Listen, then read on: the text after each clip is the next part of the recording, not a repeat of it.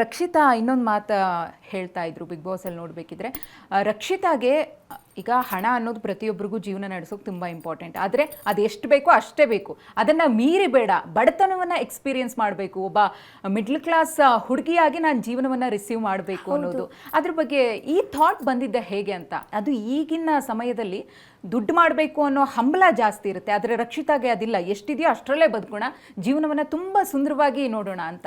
ಹೌದು ಮ್ಯಾಮ್, ಯಾಕೆಂದರೆ ನಿಮಗೆ ಗೊತ್ತುಂಟಾ, ನಾವು ದುಡ್ಡು ಮಾಡುವ ಎಂತ ತಪ್ಪಿಲ್ಲ, ನಮಗೆ ಯಾವಾಗ ದುಡ್ಡು ನಾವು ಬೇಡ ಅಂತ ಹೇಳಲ್ಲ. ಬಟ್ ಎಲ್ಲೋ ಕಡೆ ನನಗೆ ಎಂತ ಅನಿಸುತ್ತೆ ಗೊತ್ತುಂಟಾ, ನಾವು ಜಸ್ಟ್ ಹಣನೇ ಕಾನ್ಸಂಟ್ರೇಟ್ ಮಾಡಿದರೆ ನಮಗೆ ಆ್ಯಕ್ಚುಲಿ ಇವತ್ತೇ ನಾವು ಹಣ ಯಾಕೆ ಮಾಡೋದು? ನಮ್ಮ ನೆಮ್ಮದಿಗೋಸ್ಕರ, ಓಕೆನಾ, ನಮ್ಮ ಹೊಟ್ಟೆಗೋಸ್ಕರ, ಊಟ ಮಾಡಲಿಕ್ಕೆಲ್ಲ ನೆಮ್ಮದಿಗೋಸ್ಕರ. ಬಟ್ ಮ್ಯಾಮ್ ಓಕೆ, ನೀವು ದುಡಿತೀರಾ, ನಿಮ್ಮ ಹತ್ರ ತುಂಬ ಉಂಟು, ಬಟ್ ನಿಮಗೆ ನೆಮ್ಮದಿಗೇ ಇಲ್ಲ, ನಿಮಗೆ ಖುಷಿಯೇ ಇಲ್ಲ. ಓಕೆ, ಸೊ ಎಂಥ ಪ್ರಯೋಜನ? ನಾವು ಸ್ವಲ್ಪ ಅರ್ನ್ ಮಾಡ್ಬೋದು, ಸ್ವಲ್ಪ ಅರ್ನ್ ಮಾಡಬೇಕು, ಸ್ವಲ್ಪ ಎಂಜಾಯ್ ಮಾಡಬೇಕು, ಓಕೆನಾ. ಹಣ ಎಂತ ಜೀವನ ತನಕ ನಾವು ಜೀವನ ಫುಲ್ ಟೈಮ್ ನಾವು ದುಡಿಬೋದು. ಬಟ್ ಈ ಟೈಮ್ ಈ ಏಜ್ ಮತ್ತು ಈ ಟೈಮ್, ಈ ಎನರ್ಜಿ ವಾಪಸ್ ಬರಲ್ಲ. ನಂತರ ಮೇ ಬಿ ನನ್ನ ಹತ್ರ ತುಂಬ ಕೋಟಿ ದುಡ್ಡು ಇರ್ಬೋದು, ಬಟ್ ಈ ಎನರ್ಜಿ ಇರಲ್ಲ, ಓಕೆನಾ. ಸೊ ನನಗೆ ಈ ಎನರ್ಜಿ ಕೂಡ ಮಿಸ್ ಮಾಡಲಿಕ್ಕೆ ಇಲ್ಲ.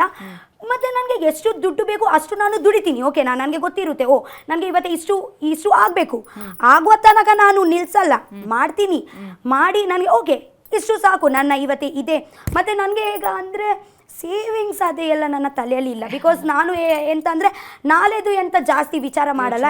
ನನಗೆ ಟುಡೇ ಬದುಕ್ತೀನಿ, ಜೀವಿಸ್ತೀನಿ.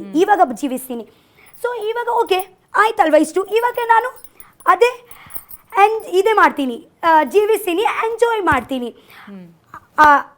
ಆವಾಗನೇ ನಿಮಗೆ ಆ ದುಡಿತೀರಲ್ವಾ, ನಿಮಗೆ ದುಡಿದು ಎಂಥ ಪ್ರಯೋಜನ ಆಯಿತು ಅಂತ ಒಂದು ನೆಮ್ಮದಿಗೆ ಸಿಗುತ್ತೆ.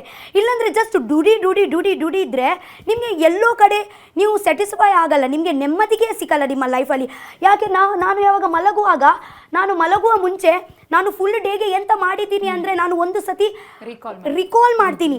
ಆ ರಿಕಾಲಲ್ಲಿ ನಿಮ್ಮ ಮುಖದಲ್ಲಿ ಸ್ಮೈಲ್ ಬಂದರೆ ಓಕೆ, ಇದೆ ನೀವು ಟುಡೇ ಜೀವಿಸಿದ್ದೀರಾ ಅಂತ ಅರ್ಥ, ನಿಮ್ಮ ಜೀವನ ಸಾರ್ಥಕ ಅಂತಾರಲ್ಲ ಅರ್ಥ ಹಾಗೆ. ಸೊ ಅದೇ ಒಂದು ರಾತ್ರಿ ನನಗೆ ಯಾವಾಗ ಆಗುತ್ತೆ, ನಾನು ಹೀಗೆ ಮಾಡಿ ಫುಲ್ ಡೇಗೆ ರಿಕಾಲ್ ಮಾಡ್ತೀನಿ. ನಿಮಗೆ ಅಕ್ಕ ಅಲ್ಲ ಇರೋದು? ತಂಗಿ ಇರೋದು. ತಂಗಿನಾ? ಓಕೆ, ನಿಮ್ಮ ತಂಗಿ. ಬಟ್ ಮನೆಗೆ ನೀವೇ ಮಗಳು ಮಗ ಎರಡು ಥರನೂ ನಿಭಾಯಿಸ್ಕೊಂಡು ಹೋಗ್ತಿದ್ದೀರಾ ಅಂತ ಅಲ್ಲ? ಹೌದು, ನನ್ನ ಅಮ್ಮ ಹೇಳ್ತಾರೆ, ಮಗನೂ ಹೌದು ಮಗಳು ಹೌದು. ಅದ್ರ ಜೊತೆಗೆ ರಕ್ಷಿತಾಳಲ್ಲಿ ಒಂದು ತಾಯಿ ಗುಣ ಇದೆ, ಅದನ್ನು ಗಿಲ್ಲಿ ಕೂಡ ಹೇಳ್ತಾ ಇದ್ರು.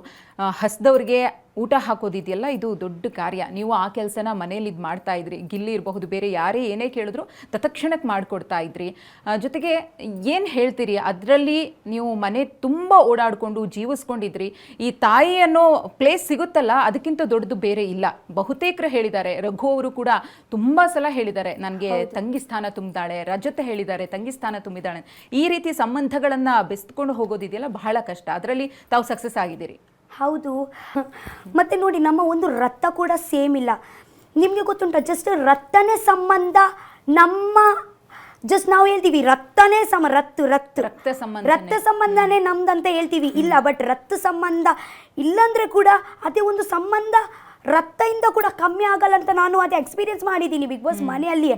ಎಲ್ಲೋ ಕಡೆ ಒಂದು ಪ್ಯೂರ್ ಕನೆಕ್ಷನ್, ಒಂದು ಪ್ಯೂರ್ ಬಾಂಡಿಂಗ್ ಇರುತ್ತೆ. ಗೊತ್ತುಂಟ ನಿಮಗೆ, ಒಂದು ವೇಳೆ ಇವಾಗ ನನಗೆ ಎಂಥ ಪ್ರಾಬ್ಲಮ್ ಆಗಿದ್ರೆ, ಇವತ್ತಿಗೆ ಎಂತ ಆಗಿದ್ರೆ ನನಗೆ ಹಾಗೆ ನನ್ನ ಒಂದು ಅಣ್ಣ ಅವರು ಇದ್ದಾರೆ, ಬಟ್ ಸ್ವಲ್ಪ ದೂರ ಆಗೇ ಇದ್ದಾರೆ, ಅಷ್ಟು ಅಟ್ಯಾಚ್ಮೆಂಟ್ ಇಲ್ಲ, ಕ್ಲೋಸ್ ಇಲ್ಲ. ಎಲ್ಲ ಒಂದೆರಡು ಫಾರಿನಲ್ಲಿ ಆಗಲಿ, ಹಾಗೆ ಅಲ್ಲಿ ಇಲ್ಲಿ ಆಗಲಿ ದೂರ.